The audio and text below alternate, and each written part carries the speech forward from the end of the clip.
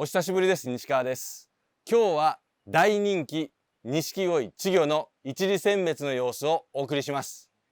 皆さんは錦鯉を買うときにどんな基準で選んでますか？もちろん模様の好みや自分の予算に合わせて自分自身が納得できるものを買やいいのはええんですよ。ほいでもより将来性のあるものを高確率で選びたい思いませんか？逆にせっかく高い金払うても失敗したのいう声は選びとないですよね。今回の動画では錦鯉のプロがどんな基準でどんな鯉を選んでその将来性を見抜いていくかいうことをじっくりと紹介していきます。今日は愛媛県の株式会社別府養魚場さんにお邪魔して銀鱗大正3色の一次選別を見せてもらいます。別府養魚場さんの銀鱗大正3色は2023年3月に行われた錦鯉全国若鯉品評会で養魚総合優勝を獲得されるなど最高品質の銀鱗大正3色を作られております。これから錦鯉の選別をしたいという人や錦鯉の選別はようやらんけど買う時に予算の範囲でできるだけええ鯉を選びたいのを思う人にはすごい参考になると思います。このチャンネルでは錦鯉の修行苦節23年目のわし西川が錦鯉品評会の基準をベースにして錦鯉生産現場の職人としての切り口で錦鯉の世界を紹介しております。もしこの動画が面白いと思ったりためになったと思ったらチャンネル登録いいねボタンよろしくお願いします。それでは早速別府養魚場さんの銀鱗大正3色の一次選別をご紹介します。行ってきましょ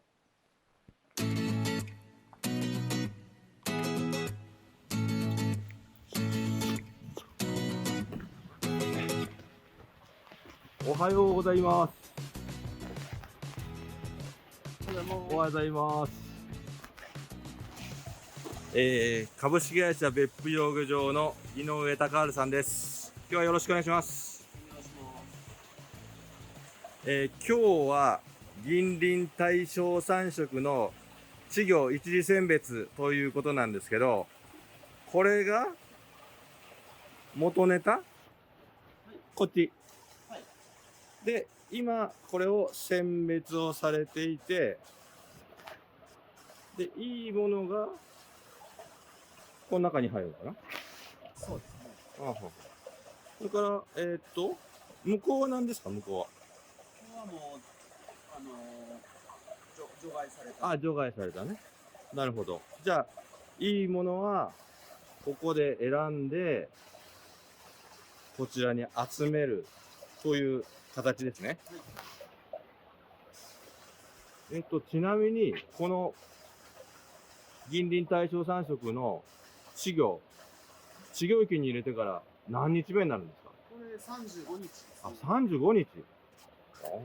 なるほどね。粒揃ってますね。どうです？ちょっと揃ってない。揃ってない？そうなん。はい。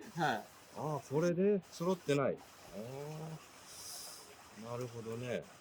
では早速、選別の模様を見させていただきながら、これがいいな、これはなんで取らないのとか、そういった質問を投げかけながらやっていきますので、よろしくお願いします。はい、お願いします。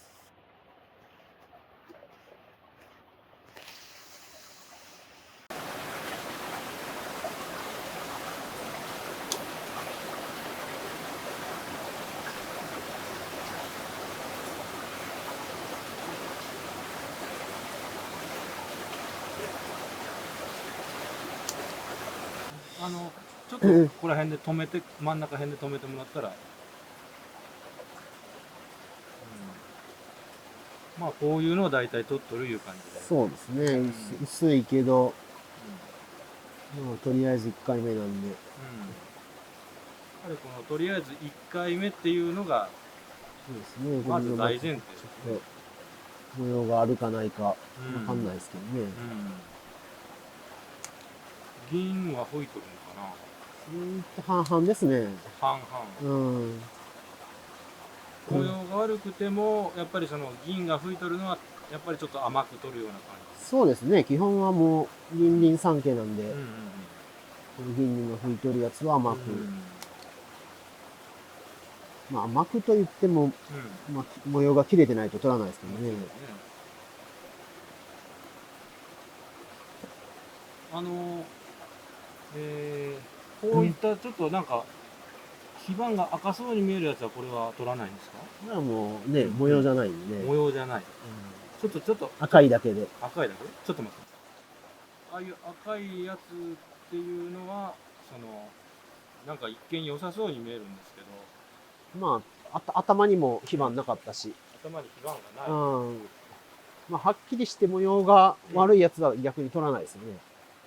はっきりして模様が。あ、これ模様あるじゃないですか。はいはいはいはい、頭にも基板がですね。はいはいはい。これとかね、ちゃんと模様が。なるほどね。まあ、多分こういう、なんか、つやのあるやつが一番残ってくるんかなと思いますけどね。非板に艶があるという。そう、まあ全体的に。あ、白地、墨も含めて。つやっとしとるんですよね。つやっとしとる。あ、いいですね。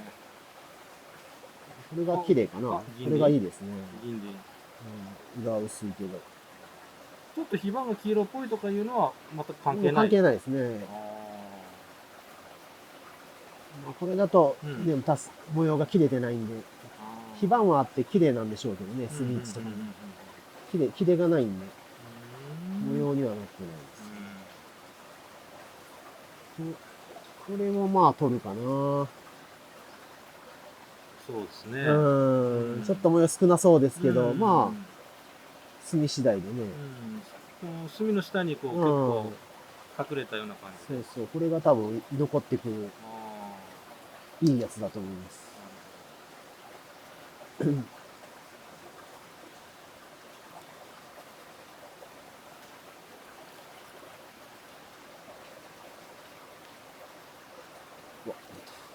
あ、厳しいね。ちなみにこれは何万ぐらいで？これは一応6万の池ですね。6万の6万匹入れてた池です。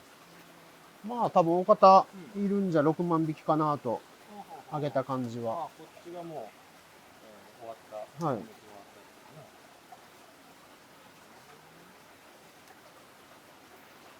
いいのがいましたか？いや、よくはないですね。あ、でも銀まあ、の、銀が噛んだ。結構ね、この腹、まあ、模様もいいんですけど、墨の位置がね、結構こう、片墨にポンと来たやつが多くて、おお、なるほど。それがまあ当たってる要因かなと。なるほどね。それは切れてる。そう、切れてますね。ちょっとここへもらいますよ。最後までちょっと見にくくて残ってたりするんですよね。危うく逃す。これも切れてますね。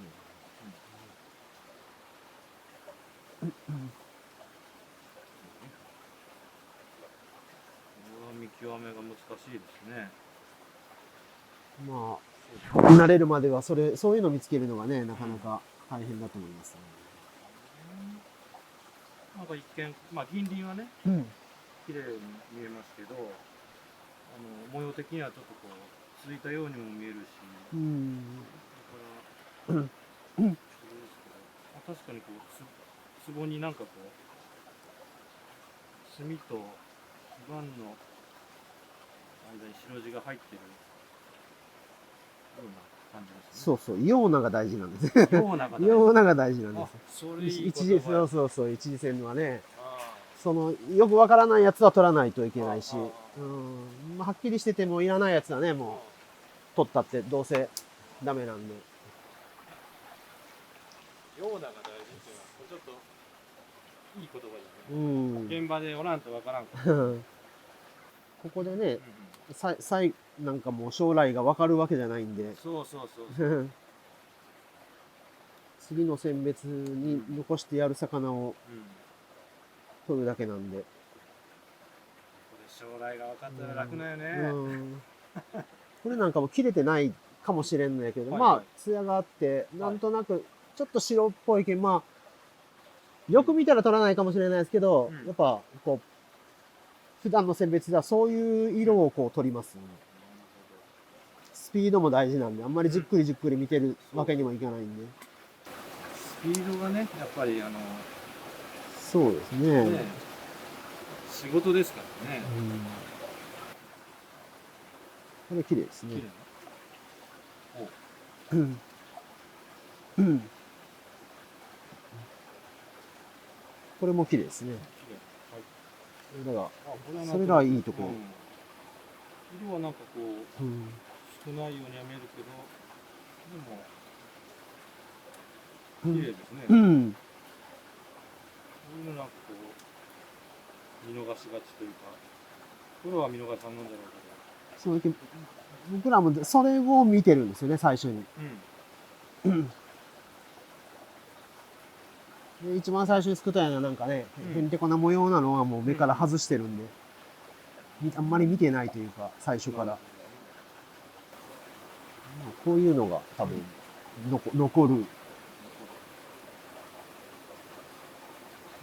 まあ、ちょっと模様があるんかないんか。でも、これを、こういうのを最初に取っていくんですね。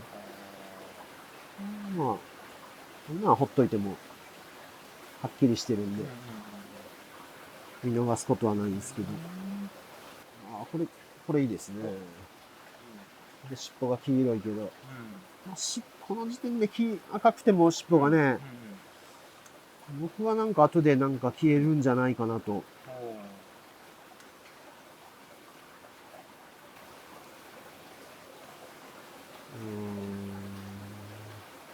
まあ、こういうのも取りますね。切れてはないんかもしれんけど、色でね。色で。ちょっとちっちゃいです。非番はあるんで、そういうのは拾っとかないとみたいな。なるほどね。際かなっていうのをちょっと取ってもらいます。木はまあ次の網でもいいけ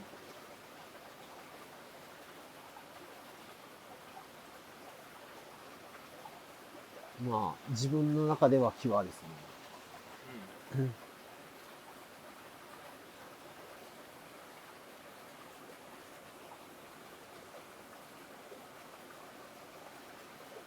黄色っぽい黄色で。この辺がまあ、取ったり取らんかったりになるところかな。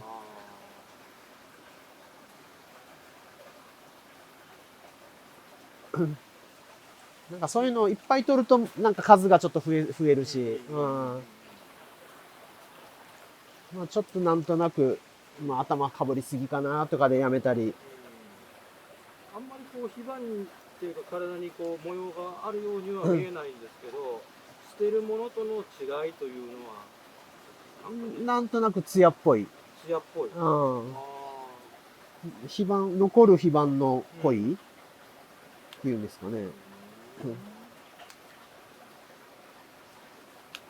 まあ、なんかね、今模様があるから必ず模様が残るわけでもないし、多分、これから切れていく魚なんかもおるんじゃないかなと。なるほどね。模様が形成される。まあ、去年もね、結構、こんな感じで取って、まあまあ残ったんで。これがまあ際のところ、一次選別のまあ際取ったり取らんかったりいう、まあ。そうですね。で、こっちは最初に、あげてもらった確実に取るやつですね、これは。そうなると、そういうふうにこう見ると、ね、良さが際立ってわかり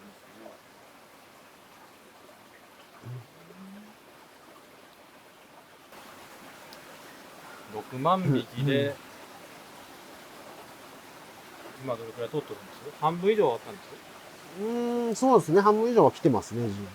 1200、300ぐらいかな、取る。1200、300。まあ、50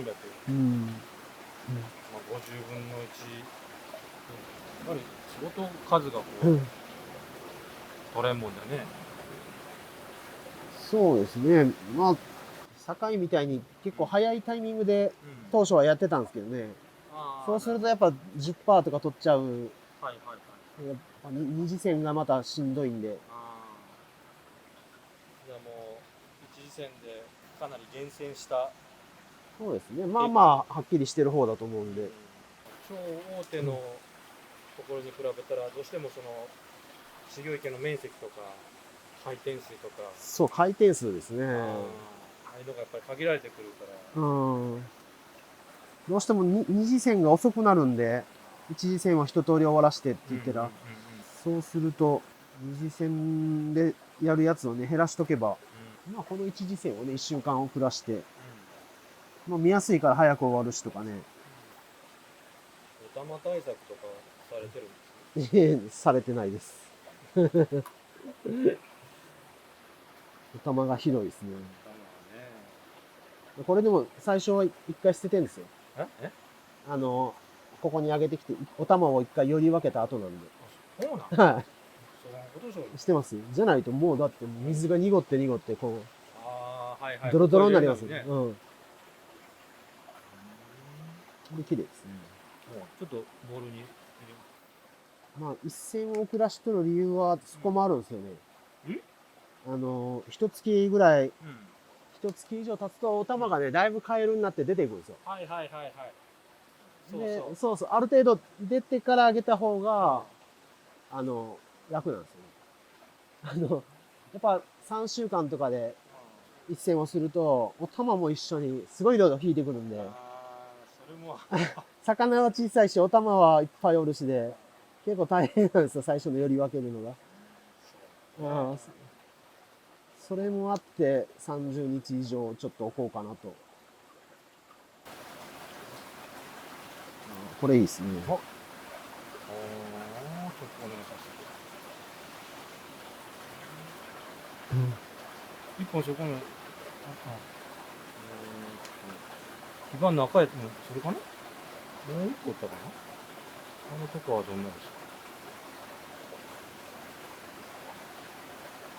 すかあ、それそれそれ。どんなですかまあ、取りますけどね。まあ、重たいんで、ちょっと。ああ、重たい。基盤がこうはっきり、ベタっと。まあ、取るんは取りますけど、もちろん。確かにさっき、ちょっと大きめのこの銀鱗の3区、目立ちますね。それは木はまあ、僕は取りますね。完全に。色が薄い。完全に取る。まあ、一本身ですけど。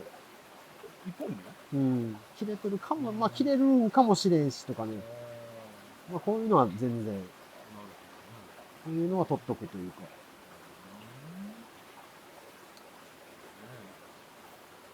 逆に今、さっき言ったみたいになんか、基盤がちゃんと出てて、これも、これもなんかもう完全にチュッパというか、もうね、それだけ。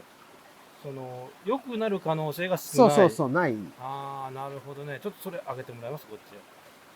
私これ積極的に、なんか取ってしまいそうな。まあ確かに、基盤がはっきりして。それ以上がないというかね、そういうのは。尻尾も完全に赤、ヒレもね、背びれも赤いし。まあ、考えてみればこうやって人の殲滅を実況中継するようなおやさんないもんね、あんまりね。まあ結構閉鎖的な空間になっちゃいますよね。まあそれにほら、なんていうやり方に対してこう習いたいと思ったんだけど、なんか意見するような感じがするけどね。お互いにこうちょっと遠慮するようなところがある。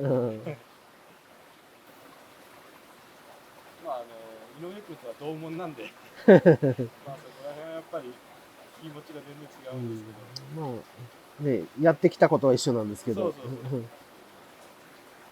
まあなんとなく多分養魚場によってこの一線でも魚の雰囲気が違うんじゃないですかね。違いますね。違う。なんでか知らんけど。この別府さんのところではやっぱりこの三家は、まあこれわしから見たらちょっとこう基盤がこう黄色っぽいというか、そうですね。うん基盤の上がりっていうところではちょっと黄色っぽく見えるんですけど、いや、黄色っぽいです。やっぱりもう全体的にこんな感じで。まあ、こういう手が多いですかね。ああ、なる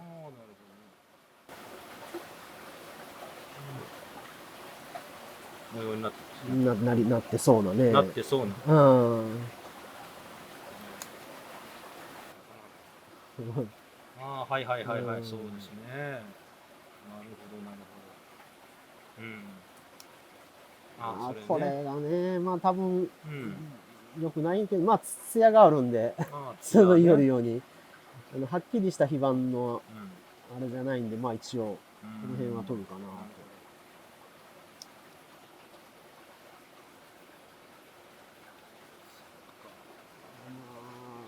あ一本これが際だな。ああ、銀鱗は吹いとるけど、どっちでも銀鱗は吹いとるけど、まあ口先が白いし、切れてるし、まあ、なる見えたら取ろうかな。ほど。ああ。まあ迷ったら取るやったら取りますね。一次戦なんですね。うん。あんまり考えてもしょうがないんで。でも考えずに取るととんでもない量になるんで、その辺がね、バランスが多分みんな一緒でしょうけど。まあでもずっとやろうって人が考えずにそうそうそう取る域に入っとるわけですよね。どうしても際いうのはね、何をしてもあると思うんで。でもあとは池によってね、出来が全然違うんで、また多分明日引く池は、隣でも全然違うと思うんで、雰囲気はね。これがまあ、これがいいですね。ちょっとボールもらいます。これは非常にわかりやすい。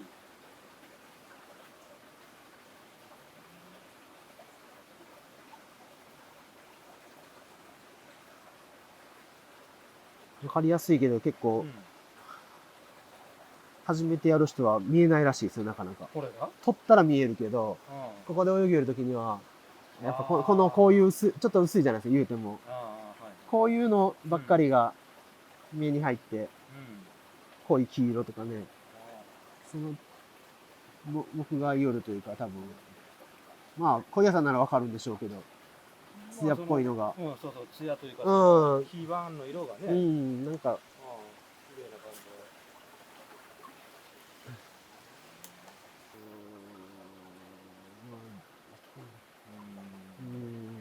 なんですけどね。ただまあ、こういうの取っていかないと、上から順にはなかなかね、難しいんで、目に入ったやつを取るか取らないかっていう。それは綺麗な感じがしますけど。ちょっと坊主っぽいけど。坊主っぽい？もう？坊主ですね。ちょっとこっち入れてみて。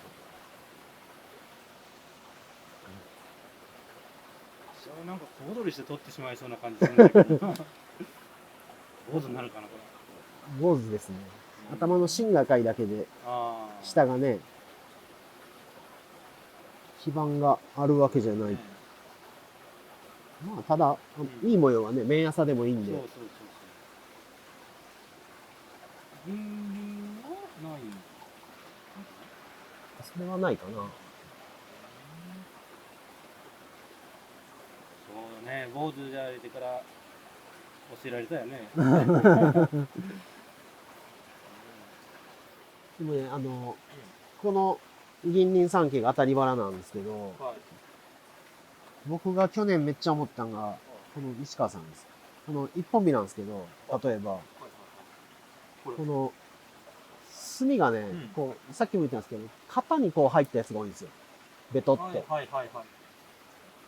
本当多くて、結構やっぱ、外れバラっていうか、時はもう墨がもう全然こう、まとまってない墨、この時点でね、多いんですけど、これ結構ね、墨が型にこう、ベトっときとんが、これも赤山系なんですけど、型にこう入ってるやつが、本当多くて、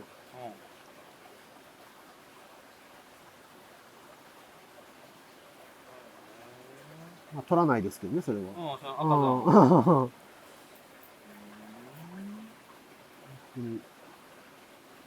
なんかこう肩にちゃんと墨が。あ、本当だ。これを一次選別でこう注目できるっていうのはやっぱりこいや、まあ結果論ですね。う結果論だけど一貫してね、うん。去これ年、を見とるそのうん。牧場さんのね。こんなんでもなんか、こう墨がね、うん墨質がいいとかいうより、この位置がいいんですよねなるほ。ど墨を持ってる肩にこうちゃんと。で他の花にはこういったことが少ないいうことはまああ、外れバラだと、あ、うん。やっ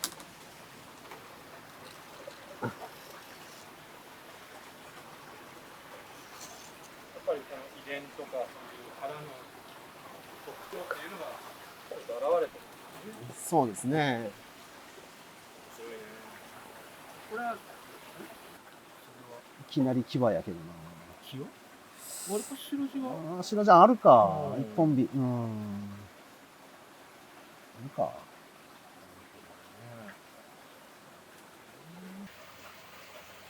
今年3月の若鯉品評会で幼魚総合っていうなかなかこう取ることができん賞を取ったわけですけど、はい4段の銀鱗大賞3色、あれは2歳なんですか？もう去年の搭載ですね。あ去年の搭載ということはまだ1年経ってない、はい。あそういう声だったんですね。でもよくあんなに仕上がったもんですね。仕上がったんですね、ほんと仕上がった。あ勝手に。勝手に。はい。恋自身がもうそういうふうに。そうですね。はあまあ、ここか、そこにおったんですけどね。えまあ、500匹ぐらいうん入ってる中に、うんうんまあ、300から500ぐらい入ってる池の中から、まあ、その16センチ、17センチぐらいの時ですかね。まあ、急に発見したんです。いきなり。いきなり目立ったでしょあれは。目立ったんですね。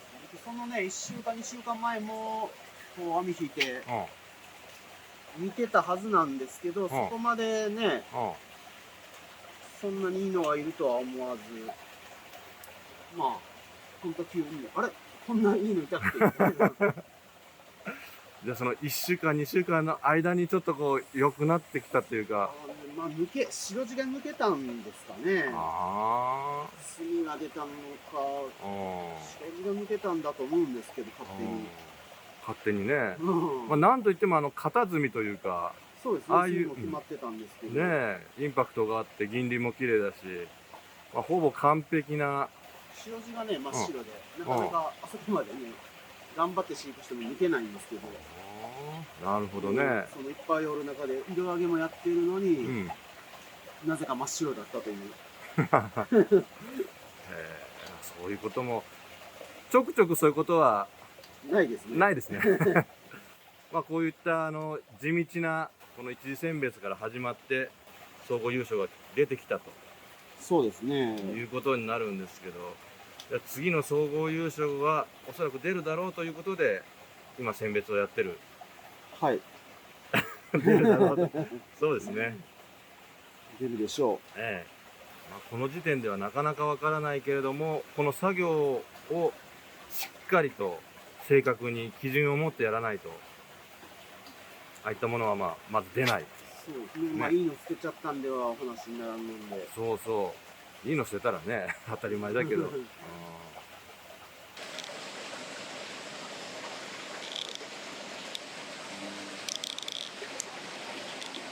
2段かな。色的には分かりやすいというか、綺麗ですね。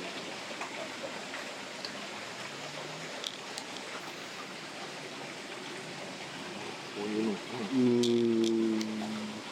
ちょっと切れてないかもですけど、まあ、この辺はちょっと、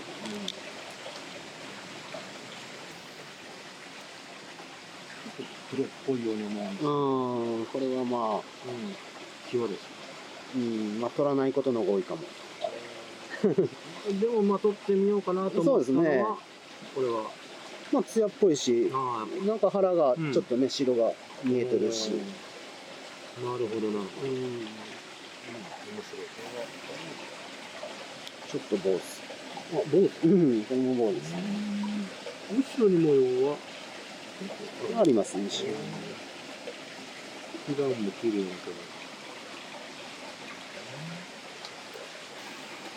ないい色ですね。ああ。ちょっといない。隅位置もまあまあ。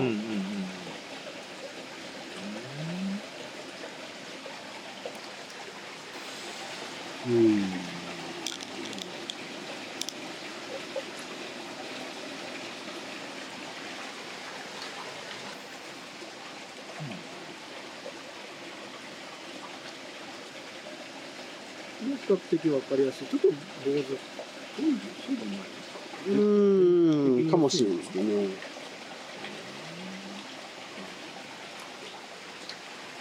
まあ落としちゃいけんやつ。あ、これはこれ綺麗ですね。ああ、なるほどね。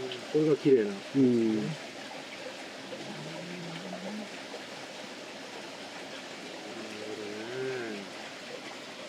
肩の隅もほら。確かに入って。非番で取るんですけど、結構墨がいいのが、この腹は本当だ。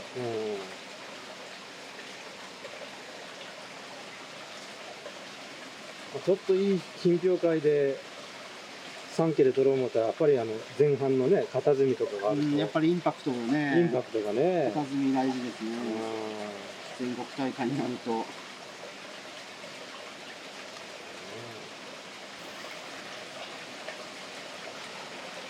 なんか比較的分かりやすそうだけど、銀鱗さん、銀鱗はないですか？みんなですね。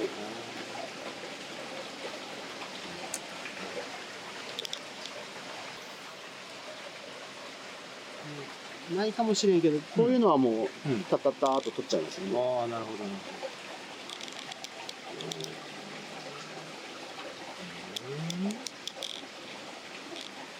なんとなくね、色がこう、まあ銀で光っとるのもあるんですけど、今よく見るとまあ取らないかもしれないですけど、もうパッと最初に上げてきた時に、そういうのを最初に抜いとかないとね。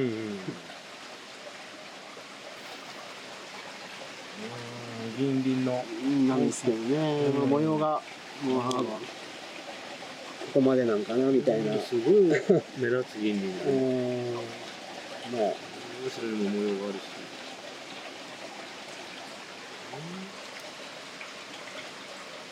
ぴったり取らなかったですね。ああいうのが僕は。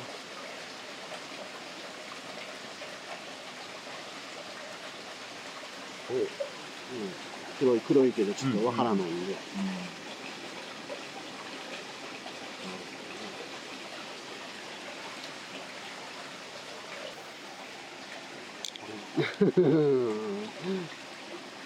まあ見えたら取るかな。どうせこれ多分重たいんで、切れ目があんまりなさそうなんですけど。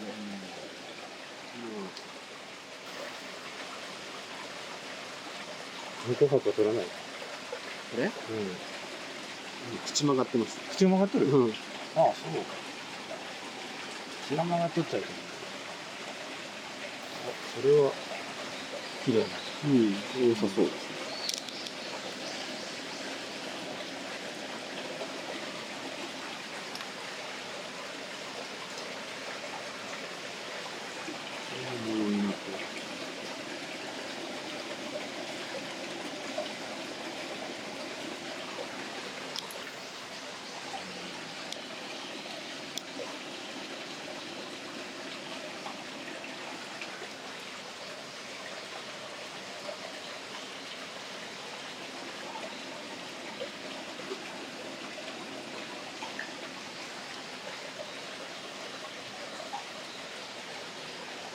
これはこう基盤が多いような気もしますけど。まあ白地もなんかね、結構。口元が綺麗。切れてるし、腹の方も白いんで。ああ、なるほどなる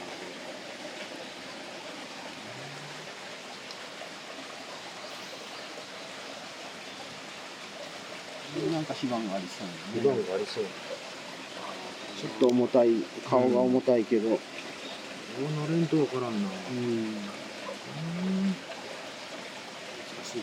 すね。これは分かりやすそうなんですけど、抜群っていうわけで抜群じゃないですね。綺麗に分かりやすい。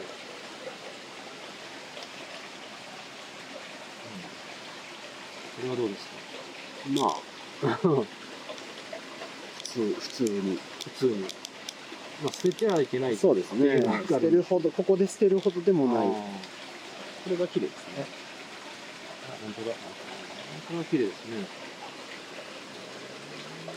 銀輪はね、輪はないですね。な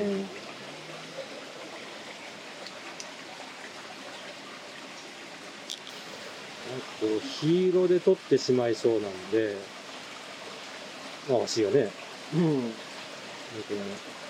いいのを今まで捨てよったんかもしれん思ったらね。あ、紅白？うん、銀輪紅白2段。銀輪が走ってる。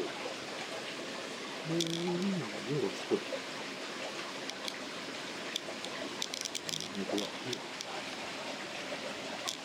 これを逃したらいけないですね。あ、そう。ああ。ちょっと読んで。何百万となるかもしれない。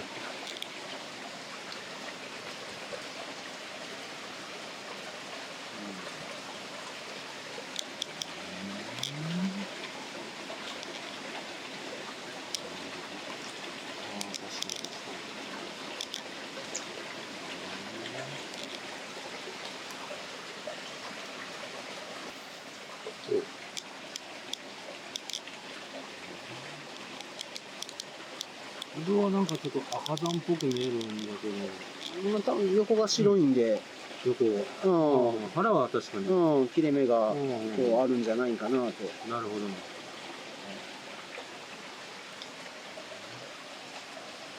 こういう色してたらね、もうはっきり分かって、うん。もう模様がね、ダメだなって分かるんですけど、さっきみたいなんだと、あ、少しこう、黄色っぽいような感じ。薄いんで、あまあ、これも多分切れてないけど、うん隅に隠れてね、うんちょっとあるかもしれないんで、あ。まあなるほど。雰囲気であるかなーっていう、そういうのはもう、取っちゃいます。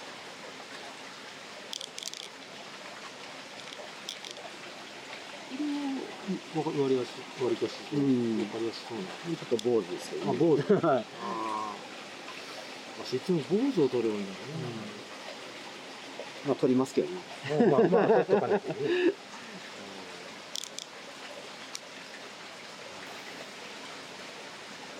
もうわかんないけど、こういうのはもう、最初に取っていきますね。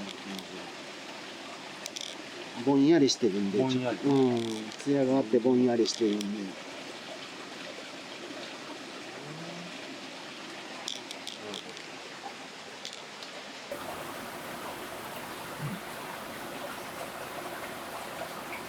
ちょっと模様少ないですけどね。少ない。銀が入って、綺麗に見える。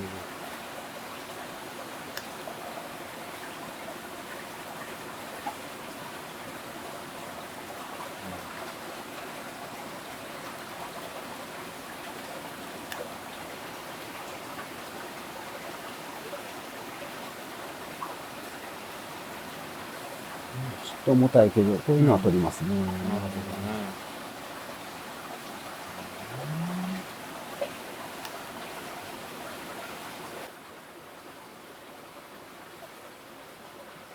めっちゃ薄いですけどね。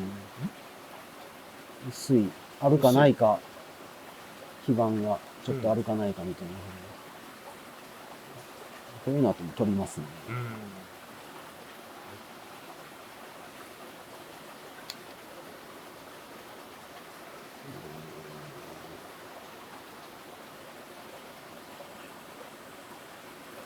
若干こう赤みがかかったような色で。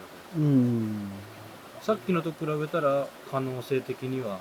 これはさっきの方があると思います。これの方がちょっと重たい。ないかな。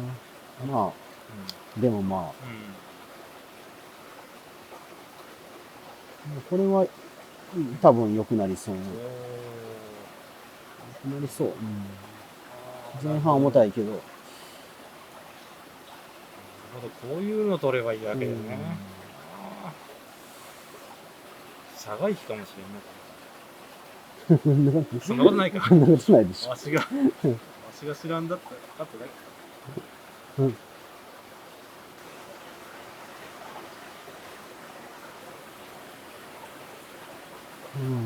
見えちゃったら取るかな。重たいけど。ちょっと切れてないかもしれんけど。なるほど。でもね、じっくり見出すとちょっと重たいから、うん。どうしようかなみたいなんですけど。色はちょっと赤いけど、黄ばんっぽいけど。墨に隠れて、ちょっと白地があるんかもしれない。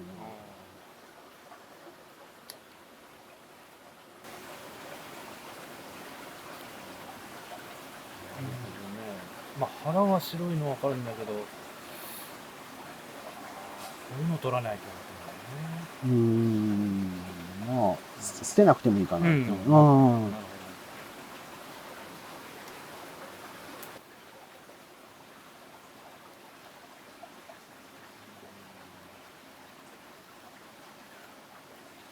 れは火番が墨の下に隠れてる。基盤はまああるし、なんか切れ込みもありそうな、なんか。墨が多いからね、ちょっと。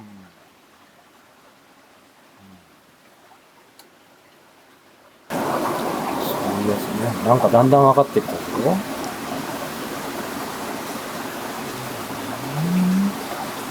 こういうやつを取る。まあ、雰囲気というか、坊なんか良さげには。主かな。坊主？あ、また坊主をわし言うてしまう。坊主これ。あれ。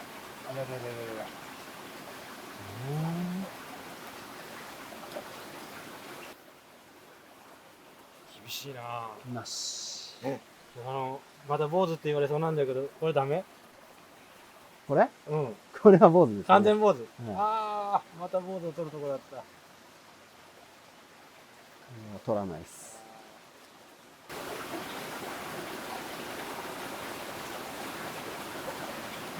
薄いですけど、基盤がちゃんとある。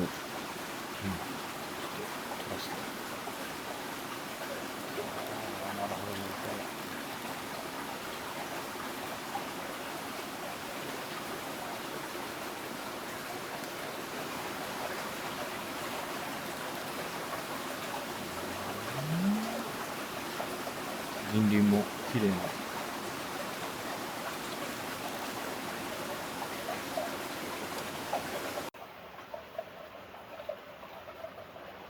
これが選別して、こちらに入れてたものをちょっとこう上げてもらいましたね。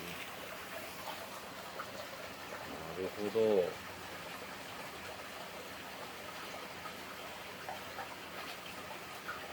これの中で特に目立つものっていうのを上げてもらえますかね。夏。こんなんが、まあ模様が。かな。ちょっと想像ができないですね、総合優勝のこういうのがなるとね、まだね。井上さん、この一次選別だけじゃ、なかなかこの視聴者の方に基準とか、そういったノウハウっていうのは伝わらないと思うんですよ。ですから、もしチャンスがあれば、ぜひこの銀鱗大正3色の二次選別、三次選別とこう追っていけばね、また違うんじゃないかと思うんですけど。そうですね。まあ二次選別だともう模様もはっきりしてるんで、よくわかるというか、面白いと思います。なるほどね。一次戦はちょっと本当にわからないと思うんで。またチャンスがあればぜひ、はい、飛んできますんで、はい。今日は長い時間ありがとうございました。はい、ありがとうございます。まあ頑張ってください。はい